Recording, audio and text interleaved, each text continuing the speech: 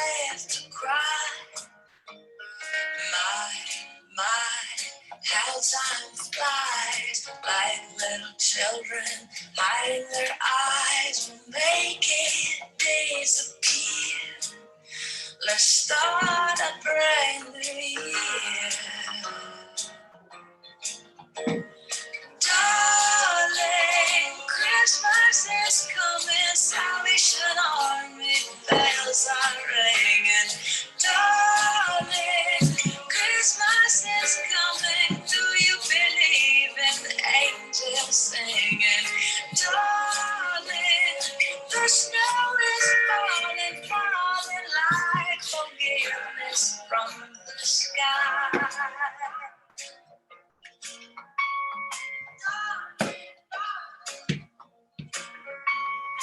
If I could have anything, what would I want this new year to bring? Well, I'd want you here with me.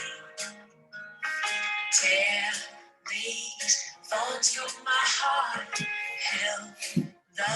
Welcome. The best Christmas song, Over the Rhine. The best, if you haven't got that album, it's the only Christmas album. Don't get the Bob Dylan one. I love Bob Dylan, but his Christmas album is appalling. Anyway, welcome, and it's wonderful to see you. I hope you're well and free of mind-created suffering. This is the last class of this year with me, and that's why I didn't bother doing my hair for it, and neither did some of you either, which is fine. Welcome.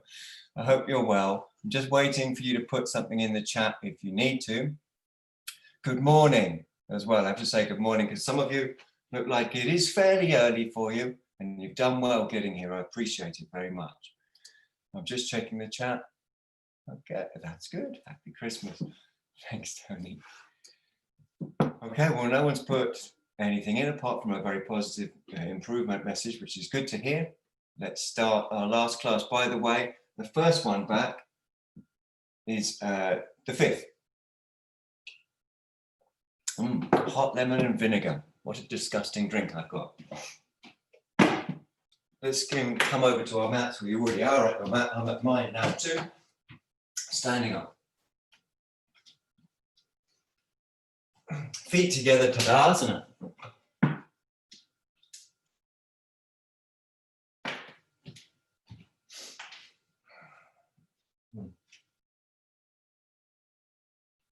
Hands to the heart.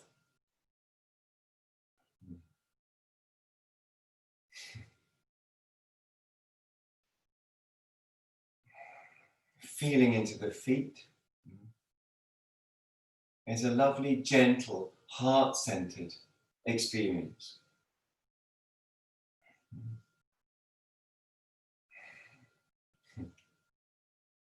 So I move my feet side to side to arrive, and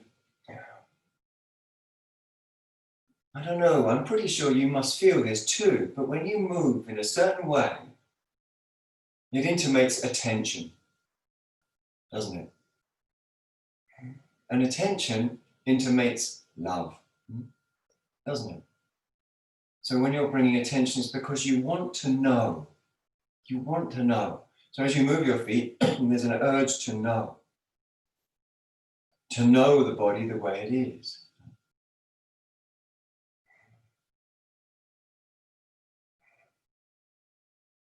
And the wanting to know is at one of the two edges of each moment that is said to reveal to us consciousness itself. So a moment has three parts to it. It has the wanting to know. Then you move into what is known. And then as you fade out, there is the one who does know. It's those two edges, wanting to know and having known, where the yogin finds themselves. So, wanting to know your feet, moving your feet, wanting to know the hips, moving the hips, wanting to know the back, moving the back. Wanting to know is love. Love is the self. Raise the arms up. and enjoy the love of the experience. So move in a way that you can feel that love. So we say that love is the self. Sometimes we go, who am I? What am I? Right? Where do I come from? Where am I going? The only true answer is love. And you don't have to think about that. You can feel that at the edges of wanting to know this moment. And your wanting to know is demonstrated by your movement here and now. By the movement that's explorative. That intimates wanting to know, doesn't it? That the movement is explorative. Take a big wide circle and bring the hands to the heart. Take 2 or 3 or 4 deep breaths and stay wanting to know, which is love, and feel that it's love, know that it's love by feeling that it's love. Inhale, exhale, jump or step, stepping spine, checking the toes are equidistant from the front or the sides of the mat, and tuning in. Every single thing we do in yoga is love, isn't it? So if I say tuning in on the pelvic floor, there's the icha, the Sanskrit word is icha, the wanting to know. Right? So wanting to know the reality of the pelvic floor. We can talk about it in terms of 4 muscles. Anyone who's done the Vajrasati teacher training will know that they've had to learn the 4 muscles of the pelvic floor, the group of 3 in the Lavata Ani plus the coccygeus. And that's a good stepping stone to being able to visualize or see those muscles. But actually going beyond that stepping stone into the direct experience is what we're looking for. So moving can help, explorative movement. Now we're going to turn the left toes in, right foot and leg out on the ball of the foot, finishing off the turn on the heel. Then we're going to raise the right arm and drop the left.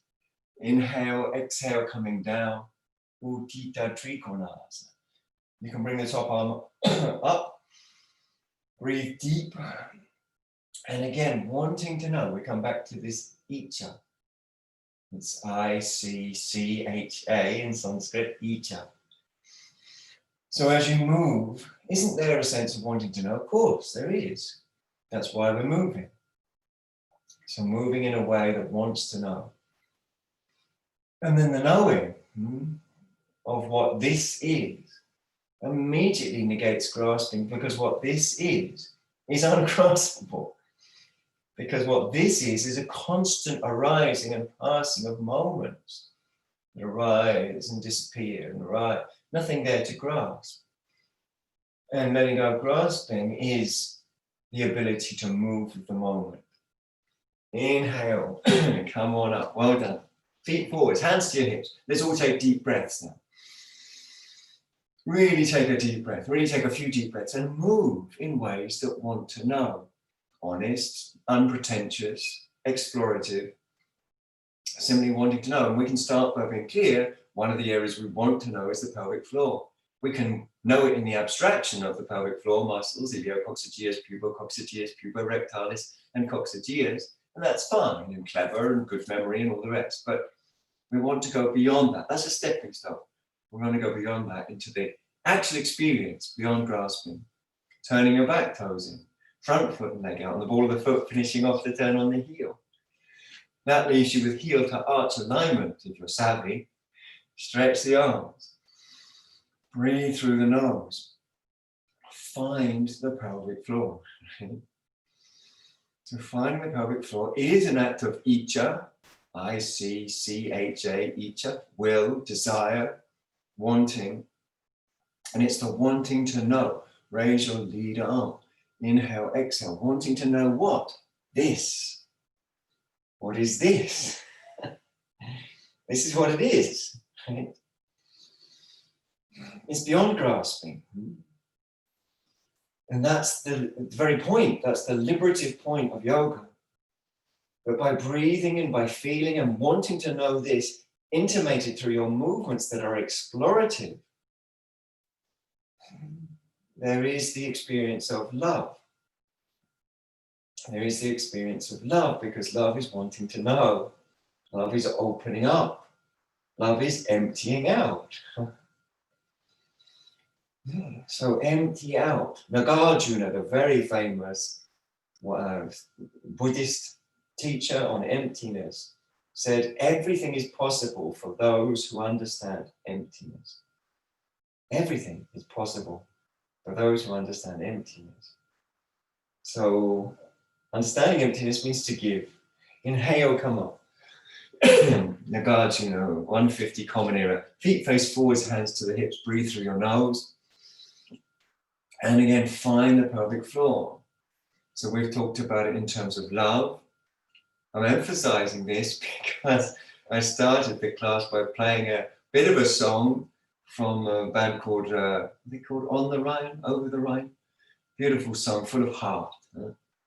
And to me, that's what this festive season reminds me of, and I hope you too, or us all, in fact. Let's forward fold from here. Now, you might want blocks for a forward fold, or even a chair. We're going to make sure the toes are turned in, and we're going to bring attention, aka love, to the little toes, by expanding them, by moving them multiple times. So that willingness to repeat, that willingness to pursue, to continue, to have forbearance, kshanti. It's really important. So keep coming back to your little toes. That's how we intimate love here and now. That's how we intimate the patience that accompanies love, always. Love and patience are the same thing. Lift from the inner groins, inhale.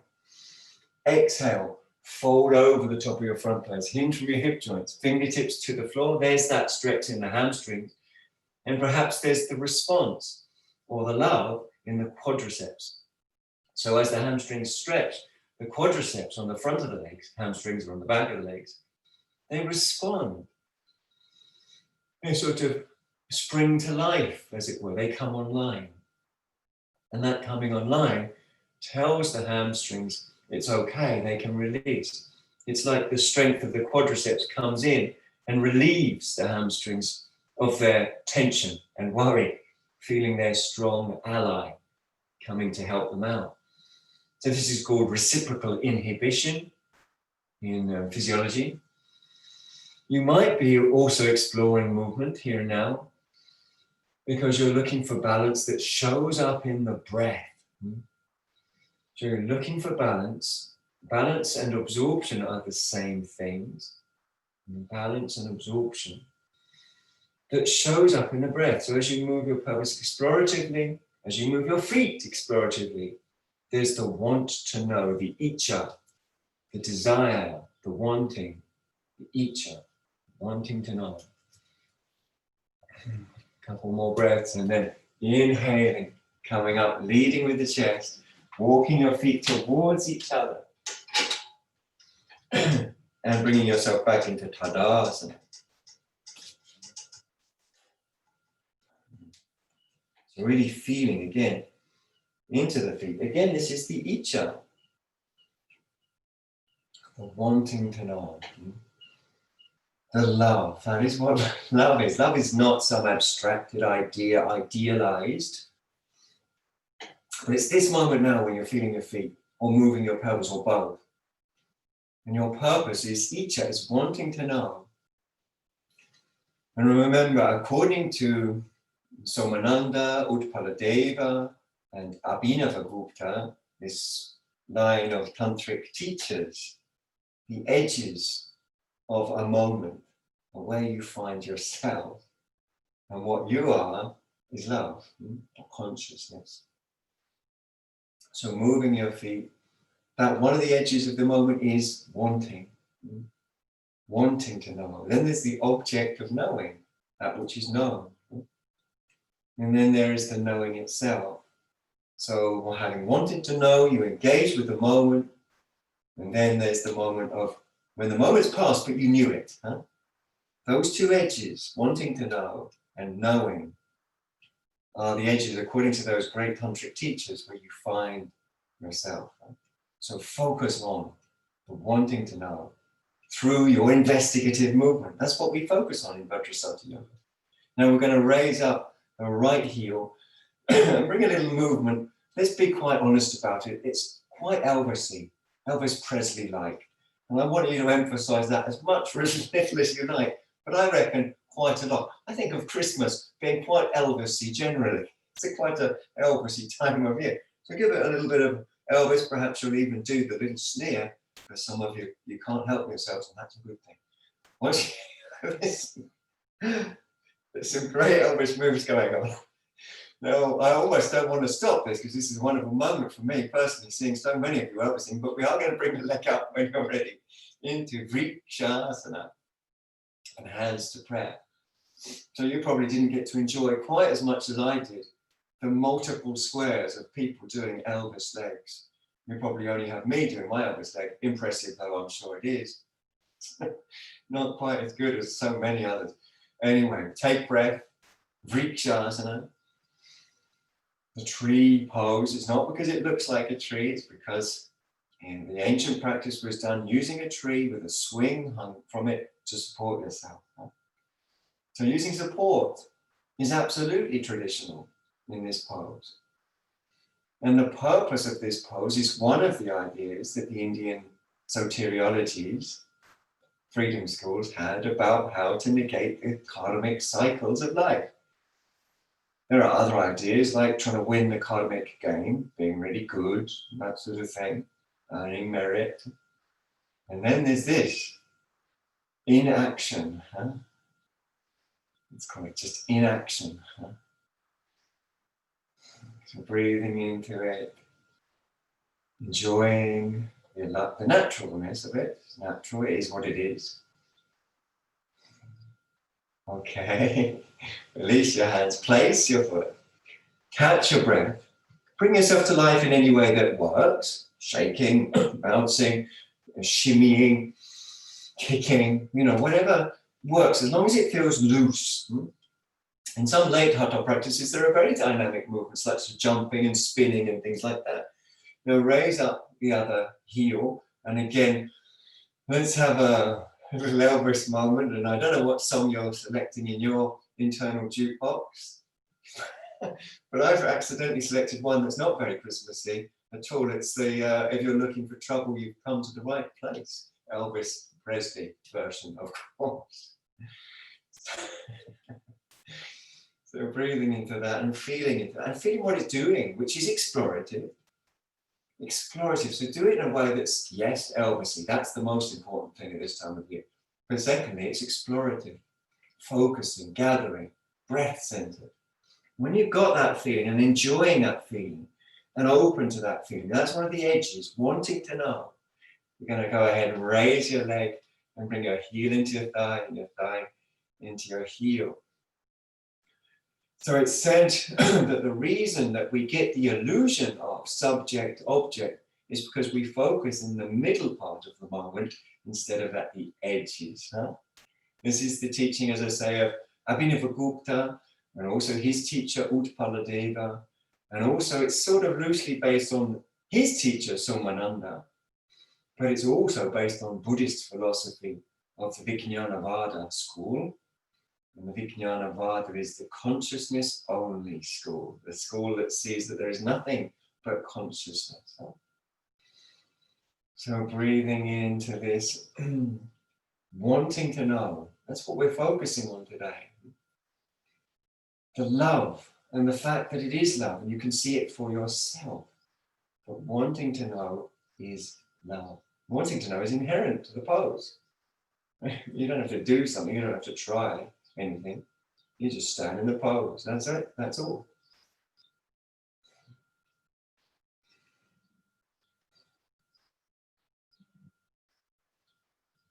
Okay. Breathing into it. It's a pose of positive inaction.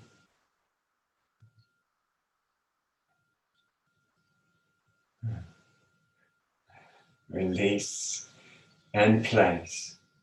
And shake out a little bit if you like.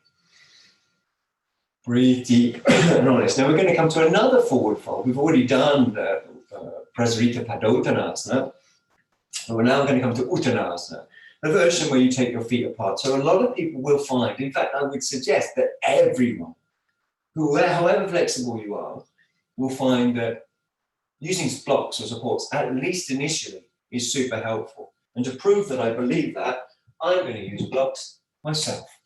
So I'll show you side by side because that's more informative. Let's do it together. I think you know the pose, but let's go through a couple of checks before we start. check number one is check that your feet are parallel, as if you were standing on parallel lines. And if you were standing on parallel lines, those parallel lines should intersect through the space between the second and third toe and out through the middle of your heels. Have a look at that. We want to really spread out the front part of our feet. I just have to give you a blast of bird songs. So spread out the front part of the feet. Lift up from the inner groins on an inhalation, inhale. Exhale, hinge from the hip joints. And bring your hands to blocks. So I've got my blocks on their highest setting. And I'm moving, and this is where the blocks come in handy, where they're useful. Because you can move your pelvis by, for example, lifting one heel and then the other. You can lift the front of your feet. You can lift right up on the heels. There's a lot of things you could do. Which one's most useful for you will be obvious to you as you play with variants that are available. And find the variants. And it's not just the what you're doing, but the how you're doing it and the timing of what you're doing. You'll be able to find the movements that are most conducive to flow. And that flow should always show up. Because Homo sapiens, of course, are highly vulnerable to believing something's happening, even when it isn't. This is our strength and our weakness. It means we can organize ourselves in groups of over 100. No other primate can do that. Chimpanzees can just about organize themselves into a social group of 100, but not more. The Homo sapiens can organize themselves into groups of thousands, even millions, which has potential benefit, but also potential problem, because the way we do it is by creating stories and myths and believing in them collectively. Now, if that story or myth is a pure story, what's called Shuddha Vikalpa. Shuddha Vikalpa means a pure story. Well, that might eventually lead you to a place of no stories or emptiness. I mentioned Nagarjuna already, I'm going to mention him again, Nagarjuna. Perhaps one of the most influential teachers in Indian philosophy ever, certainly in the top 5.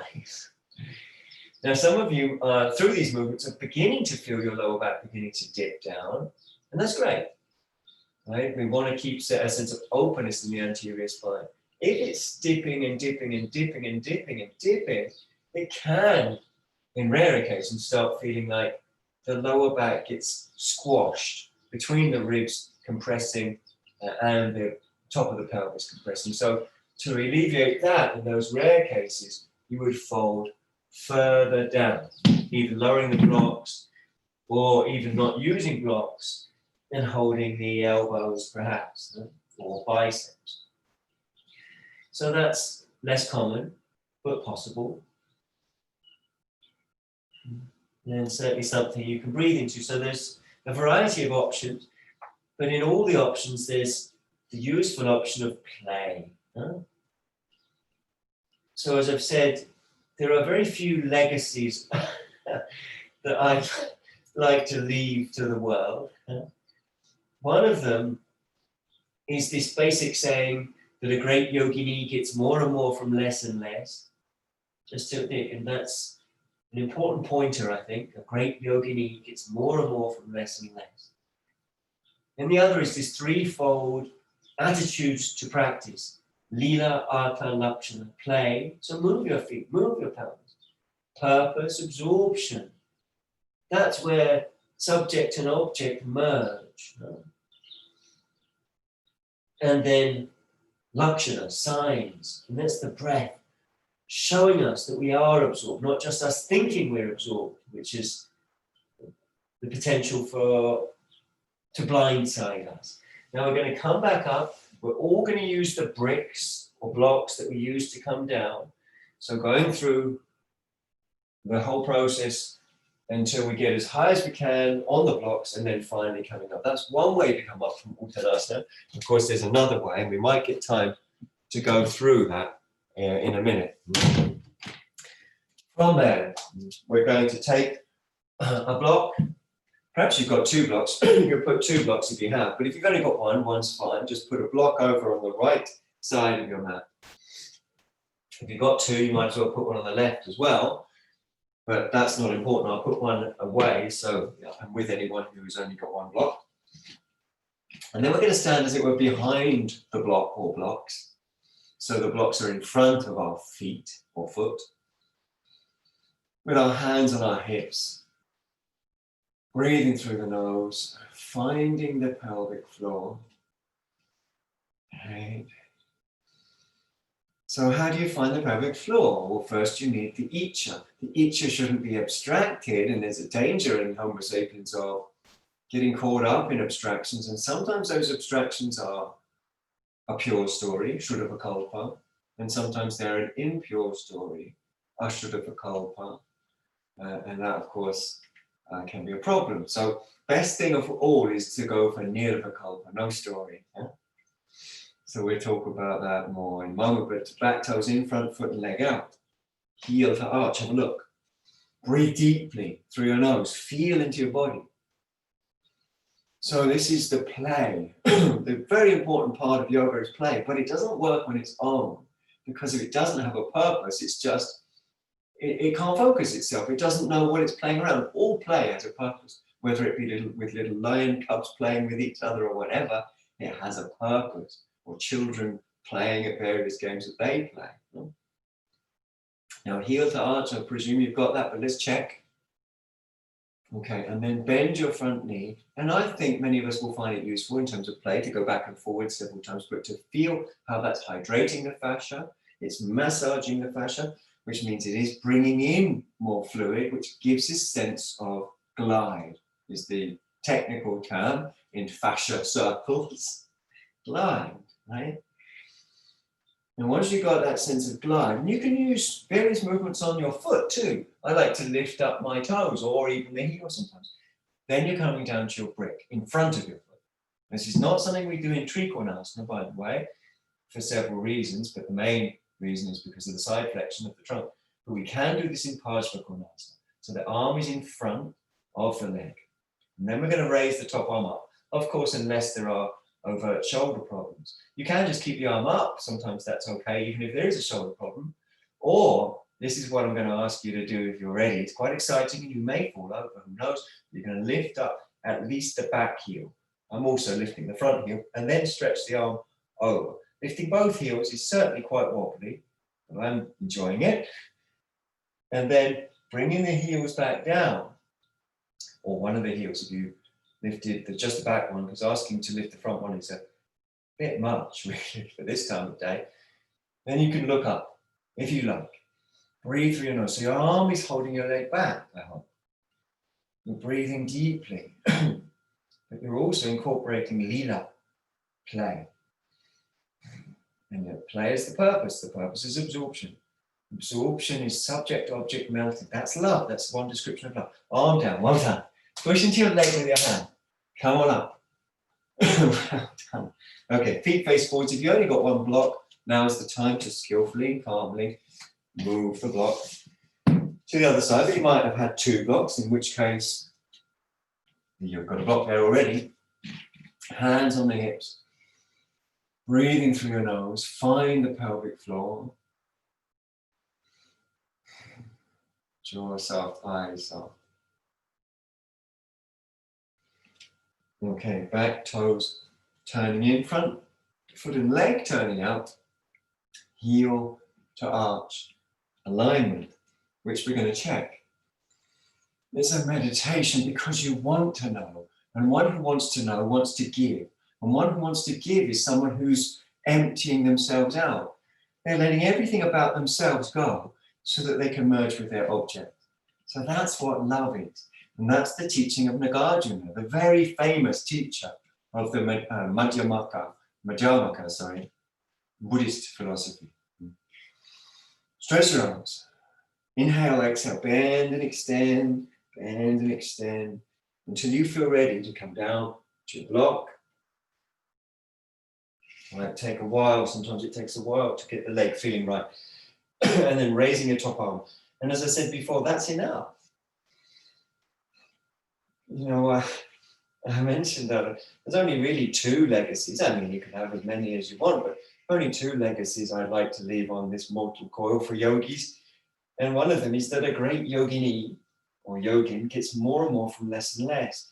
A reflection that I think is worth reflecting on a lot. That's what makes someone a great yoga practitioner, is that they are getting more and more out of less and less. Okay. Now, if you wish, you can raise your back heel and even your front heel. Maybe that's too tricky. Stretch up and over the top arm. Get as much height as you can. And then, keeping that stretch, bringing the heels back down. Keeping a sense of calmness. Remember, this is all about wanting to know. Icha. I-C-C-H-A. Icha. It means wanting, desire. Wanting in particular to know. Breathing deep, light out in the tummy. And wanting to know and emptiness are the same. Wanting to know and emptiness and giving, dana, are the same. Right? So wanting to know, love, emptiness, giving, the same. Okay, arm down, push into your leg with your hand, and come up. Well done. It's a big stretch. Walk your feet towards each other and catch a breath or 2. Now, I adore Ardha Chandrasana. It's a little tricky since the Christmas tree's been here, because if I do Ardha Chandrasana, I tend to push my head into the Christmas tree a bit. So I'm going to bring my mat forward and then I'll bring it back again. But you'll need a block. Ardha Chandrasana is half moon. I may or may not end up with my head in the Christmas tree. We shall see. But you're going to, blocks are usually useful. Brick block is the best if you've got one. But the other kind of bricks are fine. And even books are fine. If you stand over on the left side of your mat and place your brick towards the other end of the right side of your mat, that should work out fairly well. The brick is lined up more or less with your heel, but ahead of your heel quite a way. So you've got your left foot on the left side of your mat, right foot steps beyond halfway on the mat, and then you turn your back toes, that's the left toes in, and the right foot and leg out on the ball of the foot first. Once the heels line up with the arch, you finish off the turn on the heel. And you check heel to arch alignment. Breathing through your nose, find the pelvic floor, stretch the arms, raise your lead arm, lightly tone your tummy, inhale. Exhale, come down. You're not using a block yet, that's ahead of you. You can bring your hand onto your leg instead. Your hand, your top hand, can either be with the back of the hand resting on your sacrum. The sacrum, of course, is that bony plate above your tailbone and below your lower back. It's like a big bony plate between the buttocks. Yeah? So you can rest your hand there. That's a lovely soothing thing to do with the back of your hand. I recommend it. After a while of doing that, you may or may not wish to raise your arm up. That's optional. You can keep it on the sacrum because it can be very cooling. The Buddha is often described with a metaphor of the cool mountain. So when you hear in Zen poetry mentions of cool mountains, it means the Buddha. So we want to be cool, to be cooled and soothed. Arm down, bend your front knee. Walk your back foot in towards your front foot and make sure the block is now ahead of your foot, about the length of your foot ahead. Checking that the block is lined up with your 4 outer toes. And of course, you can have it any height that you like. Once you've got it in that position, continue to walk forwards and raise your arm up. And obviously adjust your block as you need to. Now, apologies that my head has slightly disappeared into the Christmas tree, but rest assured that it's not actually in it, it's in front of it. So you don't have to worry about whether I'm getting all sort of spiked by the Christmas tree. Now, your top arm on your top leg should be straight. Shouldn't be bent at the elbow. Why is that? The top arm should be straight because if you lengthen and walk along, the bottom ribs lengthen, and that stops you side flexing. And that means that the facet joints are free to turn more. It means your neck will feel better. That's a sort of shorthand. Breathe into it. If you lose balance, Keep smiling, because that's part of the fun. Staying alive, feeling alive. Okay, well done everyone. You've been there a while. Bend your knee. Come back. Take the block with you so you can use it in Trikonasana now. Okay, on its highest setting, the block comes with you. In Trikonasana, that's the triangle pose. Trikona, 3 angles. Okay, now inhale, come up. If the block's not too heavy, bring it with you. But if it's heavy, then walk your feet forwards and take the block. We're going to walk the feet towards each other so that we're kind of loose and easy. We're going to put the block, obviously, at the other end of our mats in excited anticipation of the other side of Ardha Chandrasana. Ardha just means half. Chandra means moon in Sanskrit, Chandra. Back toes in, front foot and leg out. Remember, we're going to turn on the ball of the foot first and then finish off the turn on the heel. Should end up with heel to arch alignment as a result. Breathing through the nose, finding the pelvic floor is already Icha. I-C-C-H-A. Icha. This is one of the 3 powers of Shakti. Now that's got some history to it that we won't go into. So 3 powers of Shakti. Shakti itself means power, but Shakti also comes to represent the goddess. But actually originally these were the 3 powers of Shiva, or some of the powers of Shiva, the god that became famous after the turn of the Common Era, but eventually became adopted by the Tantrikas. Well, the Shaiva Tantrikas. So these 3 powers include Icha. Now raise your arms up. Icha Shakti. They also include Jnana Shakti, the power to know. And this is part of what we're talking about today. And finally, Kriya Shakti, the spontaneous response to the moment. Now inhale, raise your arm, exhale, come down to your leg. Both legs are straight, but there's plenty of room for lila, for play. There's plenty of room. In fact, the whole thing is play. There's nothing else really other than play. Your breath should be one of the signs that this isn't just a story, but that we've used the story to enter into the reality. So not just a story of giving or a story of love, but the here and now, profound and powerful experience of love. Right? Not abstracted, but demonstrable through the openness of the breathing process and through the fact that the yogini is absorbed and therefore completely full.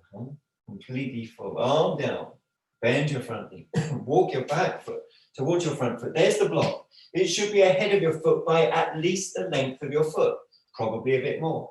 Line up with the 4 outer toes, any height that you think suitable. Walking in a bit more when you're ready, coming up and using the block in your own time. When you're ready, or as you're ready, begin to turn the head so you're no longer looking at the floor. Right? Remember, the top arm is going to be straight. There is another version where you raise the top arm up, that's allowed. But if the top arm's on the leg, it should be straight. Not only straight, but you can even walk it down the leg further. Right? So in this way, the bottom ribs really lengthen and it stops side flexion of the trunk, of the torso. Sorry, I should say torso, because some of you might think, oh, I'm not an elephant, I don't have a trunk torso. And then also focus on the inner groin of the raised leg. And enjoy, if you do lose balance, as one or two of you have in succession, in fact, enjoy the fact that you're alive and you're having fun with friends. And it's just for fun. It's worth saying that. Okay, well done. Bend your front knee. Bring the block with you onto its highest height and raise your top arm up. So if you don't have a block yet, it's not too late to put it on your Christmas list. Father Christmas does read his list right up to the last minute. And the kind of block it's probably best to get is a cork block. Inhale, come up. I'm using wooden blocks here. They're good too. They've got a lot of usage. But as the most sort of multiple usage you're going to get is out of a cork block. Anyway, come back to center once you come up. and take a breath or two, and maybe a little kick out, maybe a shake out. Make sure you feel loose, make sure you feel relaxed. Now I have to confess that Virabhadrasana 1 is one of my favorite poses of all, and so it would be impolite of me not to teach it now. So let's step our feet apart to a generous stride. Take those deep breaths that intimate giving. In the Buddhist tradition, the paramitas, the perfections, especially in the Mahayana tradition, are six perfections, but foremost amongst them is dana, is giving. In fact, it is said to be the fact that the previous incarnations of the Buddha were so into giving that that's why he was able to be born and become a Buddha. That's a story, but it's a story to point to the truth. Raise the arms up when you're ready. So we've got our feet apart, we're raising our arms up. There's light tone in the tummy. And there's icha. That is the direct wanting to know of the pelvic floor. Let's start with that. It's a very interesting and important area to be aware of. Because of the relationship the pubic bone and tailbone have to each other, and the muscles that bridge between the pubic bone and tailbone, their relationship defines the spontaneous movements of the spine, and therefore the powerful releases that the yogin can point themselves through the nervous system. Now we're going to turn the left toes in, the right foot and leg out, and the whole body's going to turn round. The whole body's going to turn round. As you turn, walk your front foot further across the width of the mat to accommodate the turn. And lift your back heel up, externally rotate it, and then bring it down again. Here there should be some light tongue, definitely on the tummy, and it's definitely also intimates love. A light tone on the tummy. It's reiterative, it's explorative, and it wants to know. Right? Remember these edges of the moment. Imagine each moment arises and passes. This is absolutely a Buddhist paradigm of each moment arising and passing. They're called dhammas, or in Sanskrit, dhammas. Moments kind of like bubbling up, like foam, arising, disappearing, arising, disappearing, arising, disappearing. But each moment can be analyzed in even more depth of intimacy by feeling the initial part of it, the wanting to know, the icha. Inhale, raise your arms up. Exhale, bend your knee. So for Vajrasatins, for us practicing Vajrasati yoga, that wanting to know is all about our explorative movements, our play. So play in various ways. I'm currently lifting both my heels. I'm not saying that's absolutely right for everybody. It's just one way that I'm playing with the pose to help tease the tissues round. That's working for me. It might work for you, or something else might work better, or that combined with something else. The point is explore for the purpose of wanting to know. Wanting to know is giving. Huh? That's the kind of Christmas theme, isn't it? Love and giving. Breathe deep. Focus on the inner groin of the back leg. Play with the pose in ways that conduce to a release both round, so you're releasing round, and a release upwardly of the psoas major. Inhale, come on up, well done. Turn back to the front, big wide circle, hands to the hips. Let's all take deep breaths. Don't hold back at all. Give your whole body to the breath. You can trust the breath far more than you can trust any stories or even thinking. No, it's not that thinking's wrong, it's just that it's not right. Thinking's job isn't to be wrong or right. Thinking's job is just to present the multiple options to you. Then to find out whether what is right, you have to ask the heart, not the thinking. The thinking won't tell you. Stretch your arms, raise your arms up. Light tone on that tummy, reiterative tone. So it's kind of reaching, reaching, reaching, like that, reaching, like a hand reaching down and pulling up, reiteratively. Back toes turn in, front foot and leg turns out, whole body turning round, whole body turning round. So taking some breaths. Don't forget the play. Don't forget the play. Have you walked your front foot further across the width of the mat? If so, if not so, do so now. Or you might want to do it more. If you haven't lifted the back heel, lift it and turn it out, and then bring it down. Again, tune in on the inner groin of the back leg and play for the purpose of absorption. Inhale, exhale, bend your front knee. Tease the tissues of the back leg round repeatedly, abhyasa. Again and again and again and again. Keep teasing the tissues of the back leg round, abhyasa. Again and again and again and again. Breathing through your nose, jaw soft, repeatedly, again and again. And the purpose is love, because every time you play, you don't have to think about trying to be loving or anything like that. Just every time you play, that is love, because you want to know. Because you want to know. And wanting to know is being willing to sacrifice, to let go, to release, to relinquish anything, everything. You know, it's like, I just want to be empty to receive you. That is to say, reality. Okay, inhale, come on up. Feet face forwards, hands to the hips. Let's all breathe deep. Really savor the fact, I hope now, that your breath has definitely opened up to some extent.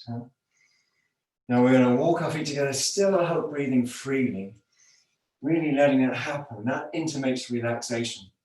And of course, it's always the case that many of us are a little shallow in the breath.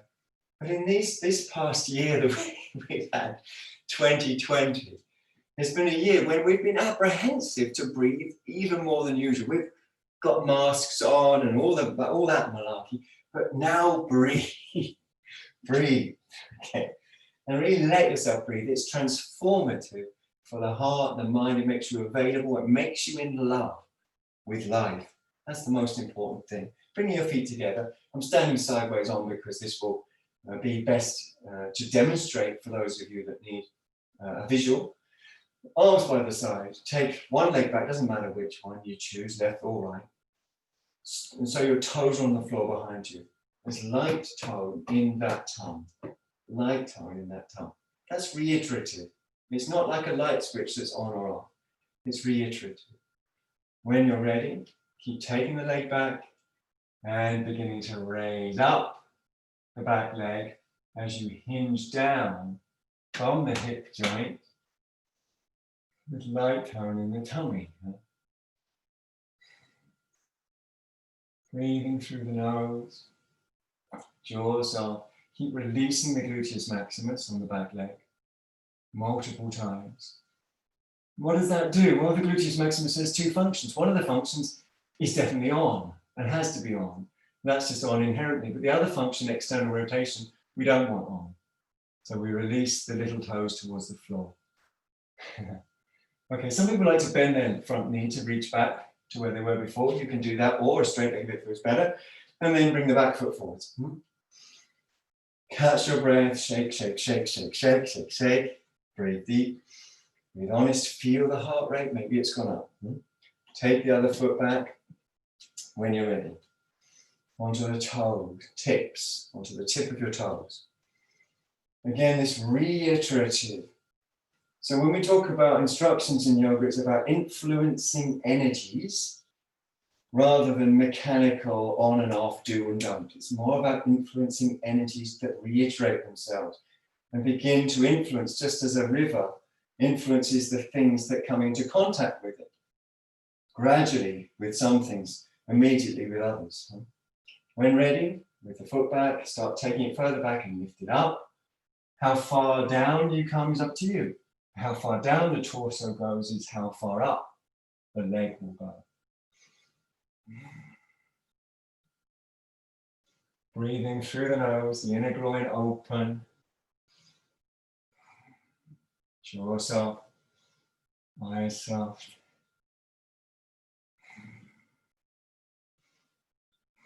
Inner groin open. That is on the standing leg, the inner groin open, spacious, breath-centered.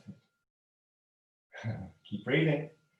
Okay, you might want to bend your leg to reach back. Some people do. And then when you're ready, bouncing and stepping the foot forwards, and catching your breath, and a little shake out. A little shake out. Now you might need a belt for what we're going to do next. Just check time. You might need a belt, so get a belt. Because we're going to be clasping one hand behind the back, comes up the back, and the other arm comes up and over. And we can take direct or indirect hold. Indirect hold, of course, means using the belt. So breathing through your nose. Once you've taken direct or indirect hold, the feet are fairly close together, and there may be movement. Movement is only play. Play is only exploration.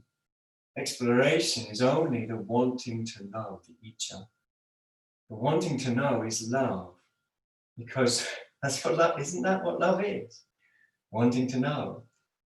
Like, just like what I just want to know. Like if I've got a new record, an album for Christmas or something, then, you know, I want to know it. Huh?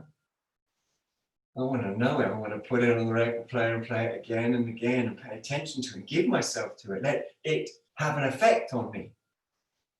You know, so that the artist who's made that record gets, in a sense, to have my nervous system, my body, and I give my nervous system, my body to that piece of music. That's a very mundane example, but it is a clear example, and that can happen from people as well. You know, you can love a person, of course, even more in a way than a record. And it's the same thing. You want to give, you want to know, you want to empty out. Okay, slowly release your arms. Take a breath. Always good to release out of those stretches slowly. Give yourself a moment, move in any way that's helpful, shake or shimmy, whatever. And then when you're ready, the other arm comes up. Again, you might want to move that or shake that. Your intuition will serve you well. Similarly, the other arm up the back, taking direct or indirect hold. And here we have this marvelous depression of the shoulder, which is marvelous because of the way that the trapezius muscle, which is divided into three parts, its upper part is often hypertonic, in other words, holding tension. And that hypertonic sensation is driven by this feeling that I am somebody made of something that's fixed and solid and can be defined as somebody. This is my definition. It's I'm like this is my story about my life, this is my definition. But as Nagarjuna says, everything is only possible for someone who understands emptiness. The great philosopher, Nagarjuna, 150 Common Era, approximately. The Madhyamaka school of Buddhism, which is the predominant philosophical school of Tibet, for example, now. So this is a school of emptiness that had huge influence on later schools like the Yogacara, that then had huge influence. The Yogacara is also called Vijnanavada, I mentioned it earlier, which had a huge influence on Utpaladeva and Abhinavagupta, who through that kind of invented this profound tantric philosophy through that whole chain. That consciousness is everything, but that consciousness kind of manifests reality. It's not that reality, that consciousness and reality are just one, but consciousness manifests reality. That's the profound teaching of Abhinavagupta, 10th century Common Era. So it took 850 years from Nagarjuna to Abhinavagupta.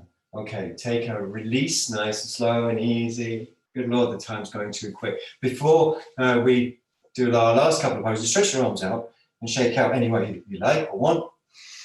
And breathe, and breathe, and breathe, and breathe, and breathe. And when you're ready, we're going to wrap one arm around the other. So wrapping around the top, and maybe 2 or 3 times, certainly that's effective. For me, and finally, the full wrap round. And that might be that the back of your hands are touching, that's fine. Or that the palms of your hands are touching, that's also fine.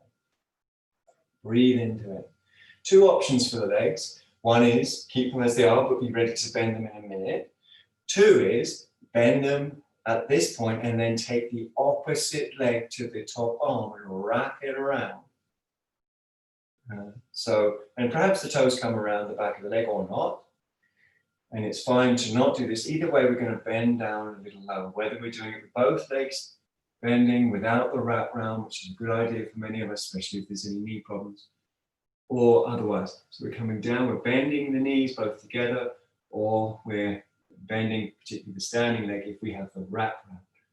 So this is Garuda Asana. And of course, we're breathing into it. We're paying full attention, loving attention. Coming back up and releasing. Legs first, arms second. Catch your breath. Catch your breath. Catch your breath. And if ready, keep loose, keep loose. And that doesn't mean you have to move. It means you might move, but sometimes keeping loose means being still as well. It's not for us to dictate, we're open. Stretch the arms, lift the chest. And again, same thing with the other arm. 1, 2, 3, 4, wrap rounds. And the final wrap round when you're ready, accompanied by lots of little micro movements. And then there's going to be the option to wrap the opposite leg to the top arm around or not. But either way, whether you've got it wrapped around or not, we're going to bend down, fold forwards, take breath. Bend down, fold forwards, take breath. Garuda Asana.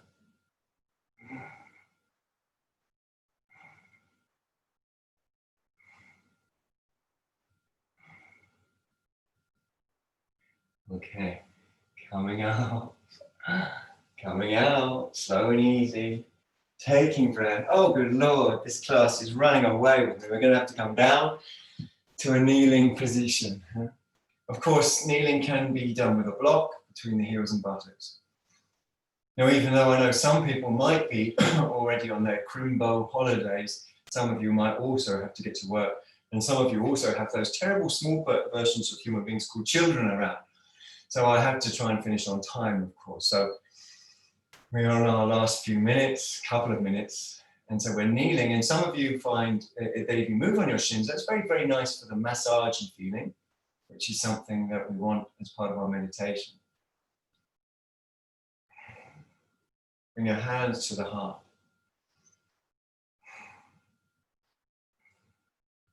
In a moment, we're just going to say these few simple lines, which will be these. May the merit gained in our acting thus go to the alleviation of the suffering of all beings. May the merit gained in our acting thus go to the alleviation of the suffering of all beings. I'll say it one more time, then we'll do it together. May the merit gained in our acting thus go to the alleviation of the suffering of all sentient beings.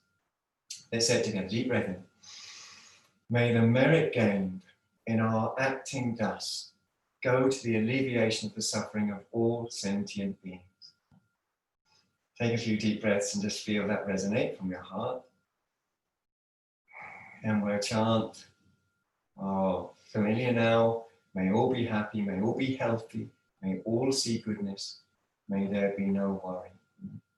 So if you've never done it before, you'll find it easy. You can muck it. May all be happy, may all be healthy, may all see goodness, may there be no worry. Deep breath in. May all be happy. Health is next. May all be healthy. May all see goodness. May all see goodness. May there be no worry. May there be no worry. Now Om. Om.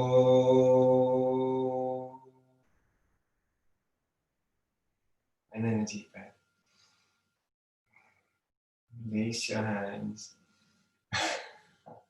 And unfortunately for me, we're going to have to wind it down. But before we do, we're going to lay on our back and hug our legs. And yes, I know we didn't do a down face dog. I know that.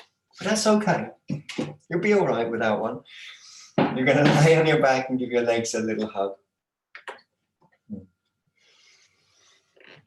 So really give them a squeeze and have a roll about.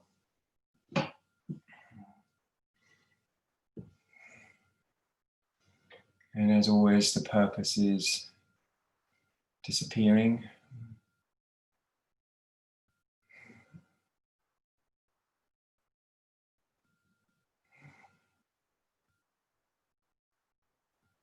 And you might want to roll about a little longer, but when you feel ready to release, then you can release your feet down to the floor. From there, you're going to extend your legs for Shavasana.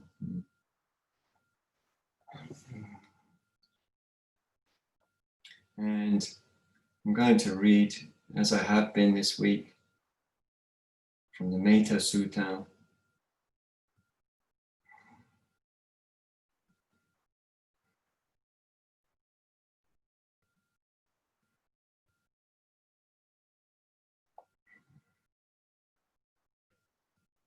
Palms up, shoulder blades tucked under, full weight of the, we've talked about giving. What have you got that you can give right now? Well, weight is the first and most obvious thing. The weight of the limbs, including the head.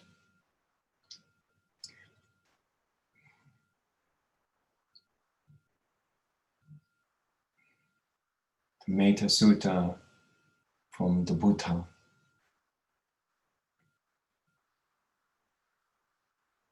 This is what should be done by one who is skilled in goodness and who knows the path of peace.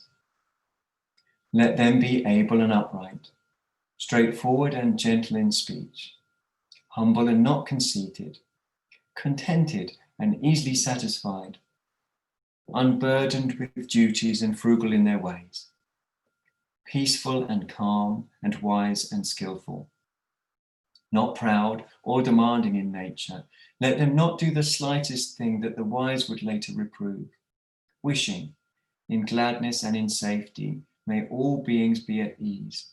Whatever living beings there may be, whether they are weak or strong, omitting none. The great or the mighty, medium, short or small, the seen and the unseen, those living near and those living far away, those who are born and those who are to be born, may all beings be at ease.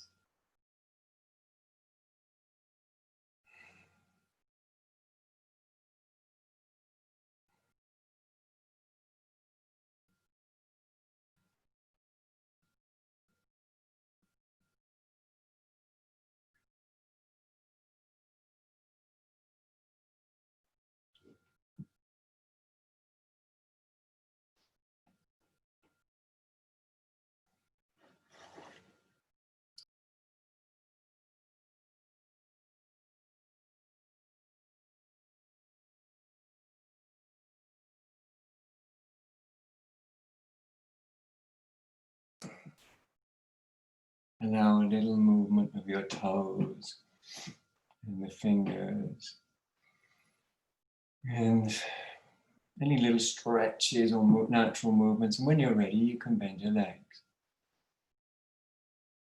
The soles of the feet come to the floor and the buttocks tuck under, and that's a great opportunity to release the lower back into the breath.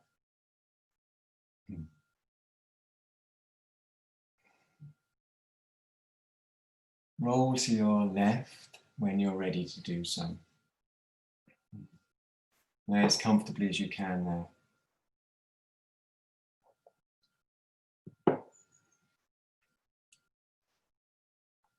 Then rolling again in your own time, this time to your right.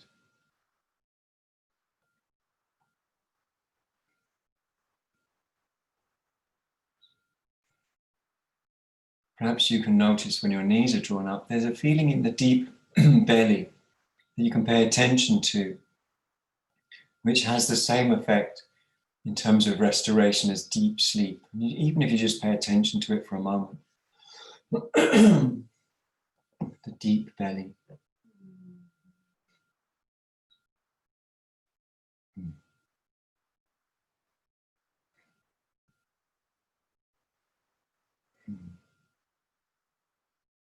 rolling to your other side. And once you've been on both sides, we're going to come round by stretching out and rubbing our eyes and whatever we need to do, and coming up eventually from the side.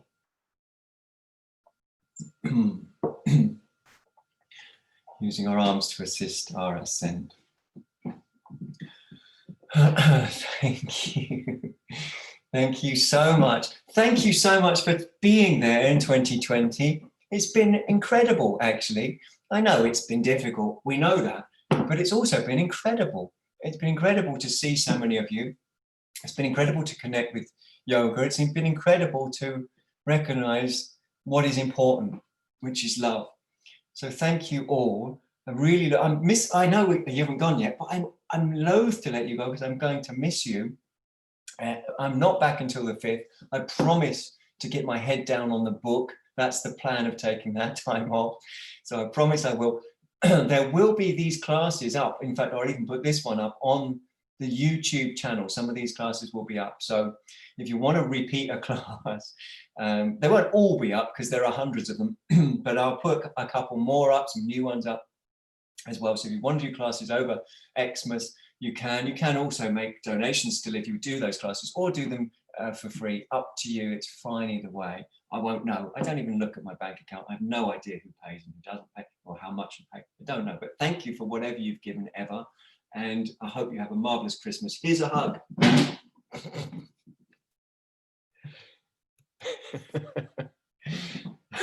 Hope you felt it.